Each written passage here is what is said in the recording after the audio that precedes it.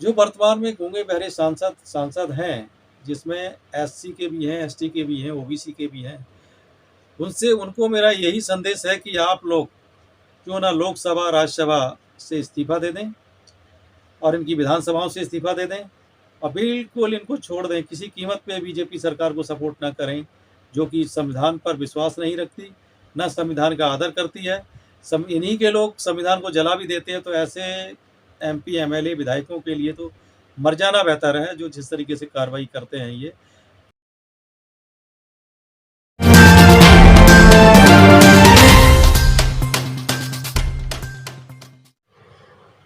Sir नमस्कार, हमारे channel पर आपका स्वागत है। अभी हाल ही में एक मुद्दा बहुत गरमाया हुआ है कि हनुमान जयंती के दिन एक रैली निकाली जाती है और वो ठीक मस्जिद के सामने जाकर के रुकती है, नारे लगते हैं और बाकायदा कुछ ऐसी भी वीडियो देखने को मिल रही हैं जिसमें तलवारें, बंदूकें लहराई भी जा रही हैं और भगवा झंडा जो लगाने की बात हो रही है, उसके बाद ये उपद्रव पैदा हुआ, दंगा भड़काने की कोशिश की गई। क्या मानते हैं आप इसे?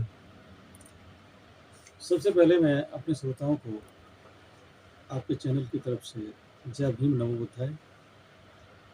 जहाँ तक भगवा झंडे का सवाल है, देश के अंदर सबसे पहले मुंबई के अंदर ऐसे शुरुआत होती है महाराष्ट्र से। वहाँ पर जो एमएनएस है, एमएनएस पार्टी ने हनुमान चालीसा का जो मुस्लिम बस्तियाँ हैं या जो मस्जिदें हैं उनके बाहर जो स्थान होते हैं, उनके वहाँ पर इन लोगों ने हनुमान चालीसा का पाठ करने का निर्णय लिया और इस आधार पर लिया कि ये लोग माइकों से अजान क्यों देते हैं। वहाँ से शुरुआत होती है दंगे फसाद की। तो महाराष्ट्र गवर्नमेंट ने इन पर काबू किया। काबू करने के बाद महाराष्ट्र में दंगा होता है। दूसरी चीज़, उसके बाद सीधा दंगा होता है जाकर इनका कर्नाटका में। सिमिलर पोजीशन कर्नाटका में बनी और कर्नाटका में जो दंगा होता है उसमें कोई भी कर्नाटका सरकार ढंग से कार्रवाई नहीं करती। इवन दैन पिस्टल्स इनके हाथ में होते हैं, इलीगल पिस्टल हैं, और जो तलवार हैं, जबकि तलवार रखने का राइट है ही नहीं। जो इलीगल वेपन्स हैं जो प्रोहिबिटेड हैं कानून द्वारा, उन औजारों को लेकर ये प्रदर्शन कर रहे हैं। तो बहुत बड़ी विडंबना है हमारे देश के अंदर। अब वर्तमान में जो हम दिल्ली के अंदर बैठे हुए हैं, दिल्ली के अंदर जो दंगा भड़का है, दिल्ली में पुलिस का कहना है कि केवल दो लोगों को मैंने वो इनका प्रोग्राम करने की अनुमति दी थी, तीसरे ग्रुप को नहीं दी थी। तो 2 बार शांति से वहाँ से गुजर जाता है। तीसरी बार जब लोग आते हैं तो उनके हाथों में तलवारें थी, पिस्टल्स थी, जो फेसबुक्स वगैरह पे भी मौजूद हैं। रविंदर पांडे नाम के मिस्टर ने ये डाली हुई हैं, सारी फुटेज हैं, फोटोग्राफ्स भी मौजूद हैं, इवन वीडियोग्राफ्स भी मौजूद हैं। सीसीटीवी कैमरे भी दिल्ली गवर्नमेंट ने जो लगा रखे हैं उनमें भी इनकी फोटोग्राफ्स कैद हैं। और जो बजरंग दल है, बजरंग दल के खिलाफ दिल्ली से जो वहाँ का थाना लोकल है जहांगीरपुरी का, वहाँ उन्होंने एक एफआईआर की है। तो इससे साफ जाहिर होता है कहीं न कहीं बजरंग दल और आरएसएस इनडायरेक्ट वे में इन्वॉल्व है, क्योंकि इनका हमेशा ही दूसरे धर्मों को टारगेट करने का होता है अगर ये वहाँ से गुजरते हैं। सर एक बात यहाँ पर यह पैदा होती है कि लगभग इतने साल हो गए और जिस तरीके से हिंदू मुस्लिम हो रहा है देश के अंदर, क्या ये आपको लगता नहीं कि गृह युद्ध की ओर बढ़ने की तैयारी चल रही है? सबसे पहले चीज़, बहुत महत्वपूर्ण चीज़ है, कभी आपने इनके जो जुलूस देखे होंगे, इनके जुलूस के अंदर कभी भी तिरंगा झंडा नहीं होता। तो ये तिरंगा झंडे का कभी भी सम्मान नहीं करते हैं और ये हमेशा ही उपद्रव की स्थिति में रहते हैं, आतंकवादी जैसी घटनाओं को अंजाम देते हैं। क्योंकि इन्होंने मुस्लिम लोगों की जो मस्जिदें होती हैं उन पर चढ़कर ये अपने भगवा झंडे लहराते हैं, झंडे चढ़ाते हैं, नुकसान करते हैं, तोड़ देते हैं। उनकी जो जहाँ मज़ारें बनी हुई हैं उनको तोड़ देते हैं। तो ये हमेशा ही सांप्रदायिकता भड़काते रहते हैं। अभी आपने एक बात कही कि इनके हाथ में कभी तिरंगा नहीं होता, जबकि भारत देश का जो राष्ट्रीय ध्वज है वो तिरंगा है। कारण क्या हो सकता है? उसके पीछे कारण है कि आरएसएस पर जो सरदार वल्लभ भाई पटेल जो उस समय होम मिनिस्टर हुआ करते थे, उन्होंने जो प्रतिबंध लगाया था आज़ादी के बाद, प्रतिबंध लगाया था, वो प्रतिबंध इसी शर्त पर खोला गया, रख छूट दी गई थी इन लोगों को कि आप संविधान में आस्था रखेंगे और संविधान को मानेंगे। लेकिन ओपन ओपन तो इन्होंने कह दिया क्योंकि प्रतिबंध हट जाए, लेकिन इंटरनल रूप से आज भी संविधान पर ये विश्वास नहीं करते हैं। इनकी जितनी भी सरकारें आरएसएस द्वारा समर्थित बीजेपी की जो सरकारें चल रही हैं, वो हमेशा ही संविधान का अपमान करती रहती हैं, मात्र संविधान का सहारा लेकर उपद्रव करते हैं। जब इनकी सरकारें हैं तो इनकी जिम्मेदारी बनती है कि किसी प्रकार का दंगा ना हो, समाज के अंदर सौहार्द बना रहे, धार्मिक भावनाएं ना भड़काई जाएं।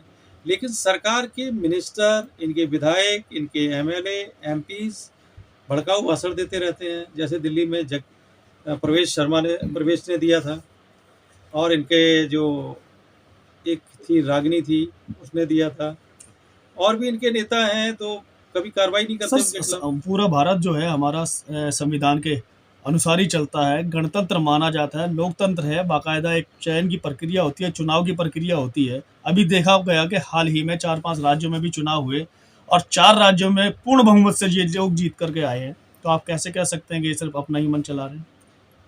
जो जीतने का इनका कारण है कि हमारे देश में जिस तरीके से सांप्रदायिक माहौल बनाया जा रहा है हिंदू मुस्लिम का, हिंदू मुस्लिम का माहौल बनाकर ये मुस्लिम कैटेगरी को अलग कर देते हैं, बाकी लोग चुनाव में भाग लेते हैं। जिसमें बुद्धिजीवी वर्ग है वो इनको कभी वोट नहीं देता, केवल वोट वो लोग देते हैं जो हिंदुत्व के नाम से अंधविश्वास से जुड़े हुए लोग हैं।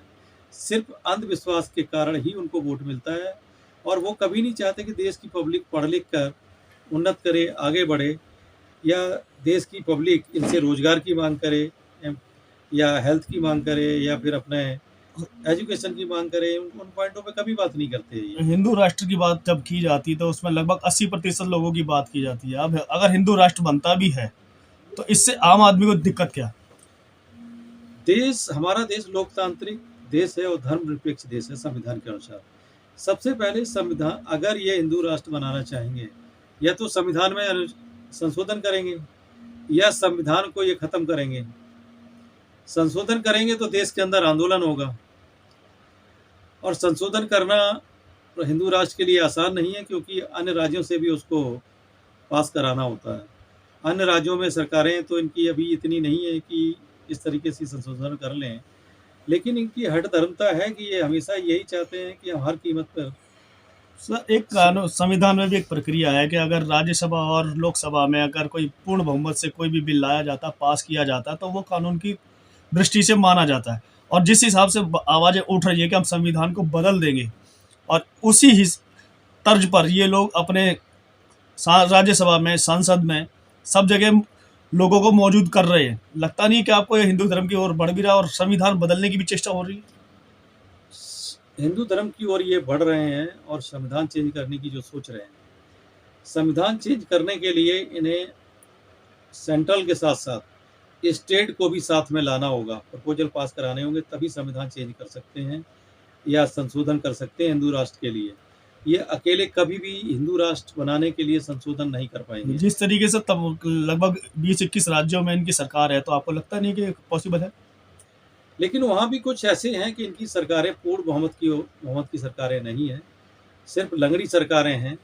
अगर इस तरीके की हरकत करेंगे तो इनकी सरकारें भी गिरेंगी और वो इनका सपना कभी पूरा नहीं होगा। लंगड़ी सरकारों की जब हम बात करते हैं तो लगभग आज भी कई तमाम दल ऐसे हैं जो कि घटक दल कहे जाते हैं। अगर संविधान के ऊपर कोई आरोप आता भी है, उठाने की बात भी करते हैं, रोज बेरोजगारी की बढ़ती जा रही है, प्राइवेटाइजेशन बढ़ता जा रहा है, लेकिन आवाज उठाने के लिए कोई भी तैयार नहीं है। ऐसा क्यों? आवाज ना उठाने का कारण है हमारे देश में जो भी बहुजन लीडर हैं या पिछड़े वर्ग के लीडर हैं, इन लोगों को सत्ता का लालच और अपनी कुर्सी का लालच है, जिस कारण इस परेशानी बढ़ रही है। जबकि बाबा साहब ने कहा था कि अगर देश के अंदर यदि हिंदू राष्ट्र बनता है तो इस देश का बहुत बड़ा दुर्भाग्य होगा और ये देश विनाश की ओर जाएगा। विनाश की ओर जाएगा तो स्वाभाविक है कि देश के अंदर गृह युद्ध की स्थिति बनेगी, क्योंकि अदर कम्युनिटी के लोग भी इनके खिलाफ होंगे। सभी लोग, जब सभी धर्मों का सम्मान नहीं होगा, तो ज़ाहिर-सी बात है कि अंतर्कलह होगा, तो गृह युद्ध की ओर तो जाना ही जाना है देश को। मौजूदा स्थिति को आप कैसे देखते हैं? जिस तरीके से दंगे फसाद हो रहे हैं, रोजगारी है नहीं और बेरोजगारी चरम सीमा पे है, काम धंधे भी, यहाँ तक कि लोगों के कई जो मझोले कामगार कहे जाते थे, व्यापारी कहे जाते हैं, वो भी खत्म होने के कगार पर है। क्या मानते हैं आप? वर्तमान सरकार काम कर रही है। आपने कहा होगा, सरकार है ये, आरएसएस से समर्थित बीजेपी सरकार है और आरएसएस के गुरु थे गुरु गोवलकर जी। तो गुरु गोवलकर जी जो थे कि उनके हाथ में 95% सारी पूंजी एकत्रित कर दी जाए ताकि लोगों को भिखारी बनाकर रखा जाए और लोग रोजी-रोटी के लिए इनके आगे-पीछे लगे रहें। वही इन्होंने कर रखा है, लोग आगे-पीछे अपनी रोजी-रोटी और अपनी एमएलए, एमपी की पोस्ट लेके घूमते रहते हैं, बाकी इनकी इज्जतें नहीं है। अभी महाराष्ट्र के एक एमपी हैं, शिरू सरकार ही नहीं बुलाता है, उनके साथ जाति भेद हो रहा है। तो जब संसद के अंदर इस तरीके का अगर प्रोपेगेंडा देखने को मिलता है, भेदभाव देखने को मिलता है, जो समाज की नुमाइंदगी करने के लिए लोग बाग चुने गए हैं, वो आखिर विरोध क्यों नहीं कर रहे? वो उनका विरोध ना करने का कारण है कि वो ऐसे लोगों को एमएलए, एमपी बनाकर लाते हैं। मैं तो उनको मंदबुद्धि मानता हूँ, ऐसे लोगों को, जो अपने अधिकारों के प्रति सजग नहीं है। उनकी जवाबदेही संविधान के प्रति है, ना कि सरकार के प्रति। सरकार के प्रति उतनी ही जवाबदेही है जितनी संविधान के प्रति है। अगर संविधान को जो नहीं मानता है, तो मैं नहीं मानता हूँ कि वो सही एमपी, एमएलए होगा, देश का प्रतिनिधित्व करेगा या समाज का। जबकि एमपी या एमएलए बनकर आता है, तो उसका काम रिप्रेजेंटेटिव किसका रिप्रेजेंटेशन करेगा? पब्लिक का।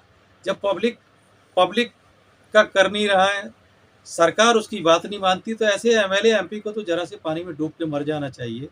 उसको चाहिए कि अपनी समाज के साथ लगे, अपने समाज के साथ जाए और सामाजिक आंदोलन खड़ा करे, ताकि देश में पता लगे कि देश के अंदर वर्तमान सरकार किस तरीके से काम कर रही है, किस तरीके से लोगों को अपना गुलाम बनाने की प्रक्रिया में संलग्न है। जिस तरीके से आप देखा होगा, चाइना के अंदर होता, पब्लिक आवाज़ नहीं उठा सकती है, इसी तरह इंडिया में हो रहा, कोई किसी को आवाज़ें नहीं उठाने देते हैं, दबा देते हैं। तो यही हो रहा है वर्तमान में। आखिरी संदेश आप जनता को और उन सांसदों को क्या देना चाहेंगे कि जो अभी गूंगे बहरे बने हुए हैं? जो वर्तमान में गूंगे बहरे सांसद हैं, जिसमें एससी के भी हैं, एसटी के भी हैं, ओबीसी के भी हैं, उनको मेरा यही संदेश है कि आप लोग क्यों ना लोकसभा, राज्यसभा से इस्तीफा दे दें और इनकी विधानसभाओं से इस्तीफा दे दें और बिल्कुल इनको छोड़ दें। किसी कीमत पे बीजेपी सरकार को सपोर्ट ना करें, जो कि संविधान पर विश्वास नहीं रखती, ना संविधान का आदर करती है। इन्हीं के लोग संविधान को जला भी देते हैं। तो ऐसे एमपी, एमएलए, विधायकों के लिए तो मर जाना बेहतर है, जो जिस तरीके से कार्रवाई करते हैं। ये पद कभी साथ नहीं रहता ज़िंदगी भर, प्रतिष्ठा, मान और सम्मान हमेशा साथ रहता है। जिस तरीके से बाबा साहब मान और सम्मान के साथ ज़िंदगी भर जिए, उसी तरीके से जीना चाहिए, तभी समाज का भला होगा। हमारे चैनल में बात करने के लिए आपका बहुत बहुत धन्यवाद सर।